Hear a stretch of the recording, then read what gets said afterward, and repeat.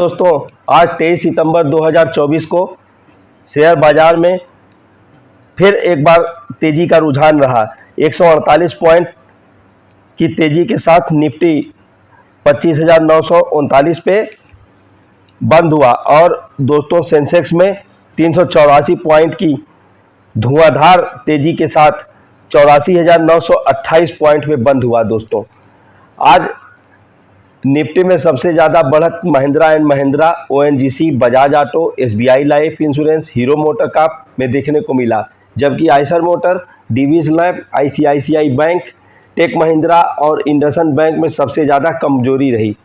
Sectoral इंडेक्सों पर नज़र डालें तो पीएसयू बैंक इंडेक्स में 3% से ज़्यादा की तेजी आई, वहीं रियलिटी इंडेक्स में 2% से ज़्यादा की तेजी आई, जबकि auto, energy, FMCG, metal, pharma, media में 0.5 से 1% की तेजी आई। हालांकि आईटी इंडेक्स में 0.5% की गिरावट आई, बीएससी मिड कैप और स्मॉल कैप इंडेक्स में 0.7% की बढ़त देखने को मिली।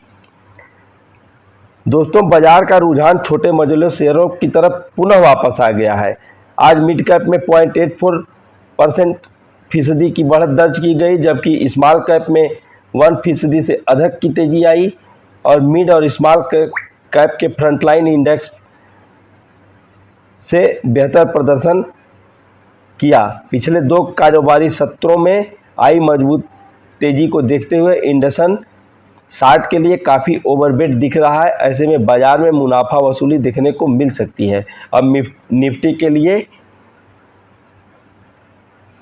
अगला पड़ाव 25,800,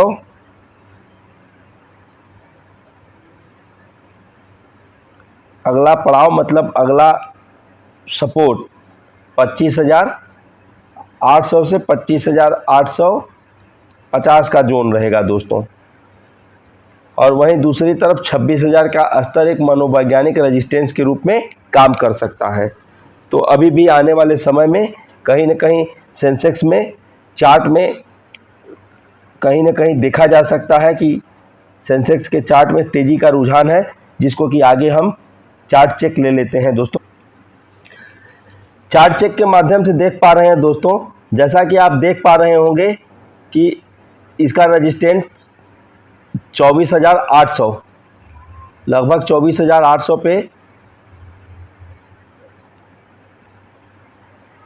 और 26,000 इसके लिए मनोवैज्ञानिक 26,000 इसके लिए मनोवैज्ञानिक रेजिस्टेंस का काम करेगा।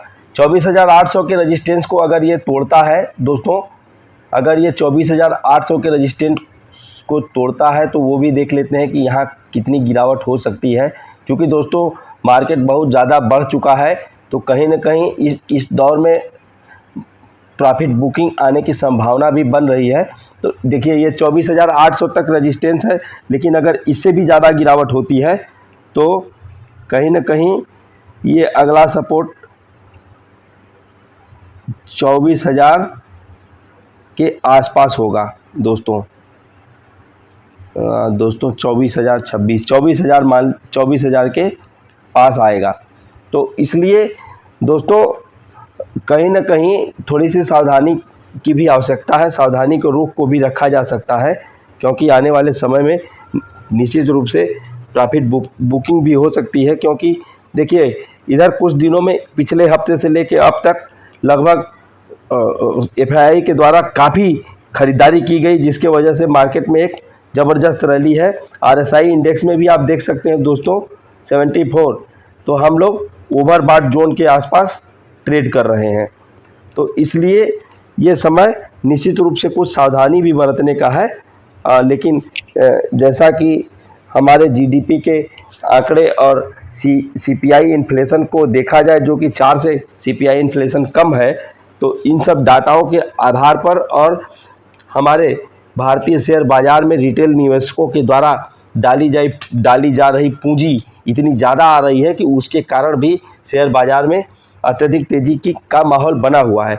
लेकिन दोस्तों लेकिन कहीं न कहीं अपनी युक्ति को लगाते हुए, चीज़ों को समझते हुए, इस तेज़ी को देखते हुए धीरे धीरे करके ही शेयर में खरीदारी करें। एकाएक ज़्यादा खरीदने से कहीं ऐसा भी हो सकता है कि इस तेज़ी के माहौल में गिरावट आने पे आपको ज़्यादा नुकसान सहना पड़े। अब सेंसेक्स का भी चार्ट चेक ले लेते हैं दोस्तों। जैसा कि चार्ट के माध्यम से देख पा रहे हैं दोस्तों,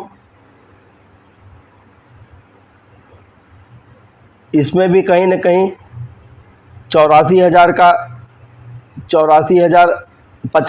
का लेवल रेजिस्टेंस का काम करेगा दोस्तों। और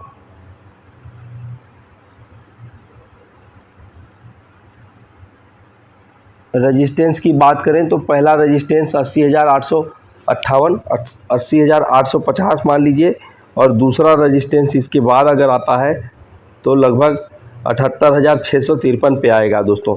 और RSI इंडेक्स की बात करें दोस्तों, RSI इंडेक्स देख लीजिए, इसमें भी 74.69 है, तो ये भी ओवरबॉट जोन में है दोस्तों।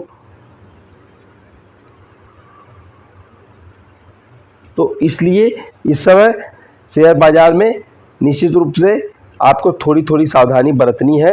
और अगर आपके शेयर कुछ ज़्यादा बढ़ गए हों, 20% से ज़्यादा बढ़ गए हैं, तो अपने पोर्टफोलियो के जो भी शेयर हों उसमें से 5%, 10% प्रॉफिट बुक कर सकते हैं दोस्तों। अगर आपको वीडियो इन्फॉर्मेटिव लगा हो तो मेरे चैनल को लाइक करें, सब्सक्राइब करें। और ये दोस्तों आपको बता दें, ये वीडियो लर्निंग पर्पज से है, बाई और सेल का कोई रिकमेंडेशन नहीं है। मैं सेबी रजिस्टर्ड एडवाइज़र नहीं हूँ। इसी के साथ मैं अपना वीडियो समाप्त करता हूँ। धन्यवाद दोस्तों।